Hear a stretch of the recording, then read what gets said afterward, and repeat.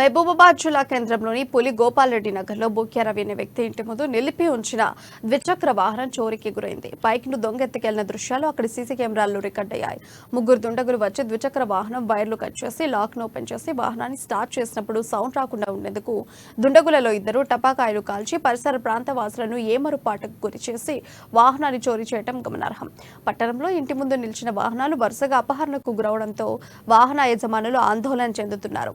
రాత్రి సమయంలో పోలీస్ గస్తీని పెంచాలని ప్రజలు కోరుతున్నారు.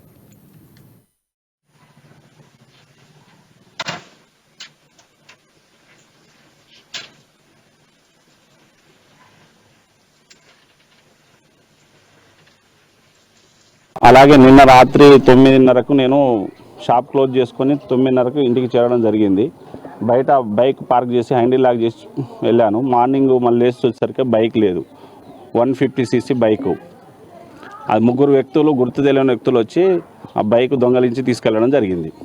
అది వాళ్ళు హ్యాండిల్ బ్రేక్ చేసేటప్పుడు మేము వీడియోలో చూడడం జరిగింది. వాళ్ళు హ్యాండిల్ బ్రేక్ చేసేటప్పుడు బాంబులు పేలుస్తున్నారు. బై హ్యాండ్ ఇలా రేజ్ చేయగానే పక్కన ఉన్న ఇద్దరు వ్యక్తులు బాంబులు బ్లాస్ట్ చేసుకుంటూ ఆ బైక్ను దొంగలించడం జరిగింది. పోలీస్ స్టేషన్లో కంప్లైంట్ ఇవ్వడం జరిగింది. అది పోలీసు వాళ్ళు వస్తా అన్నారు, ఎఫ్ఐఆర్ చేస్తామని చెప్పారు, ఎంక్వైరీ చేస్తామని చెప్పారు. అలాగే నిన్న రాత్రి 9:30కు నేను షాప్ క్లోజ్ చేసుకొని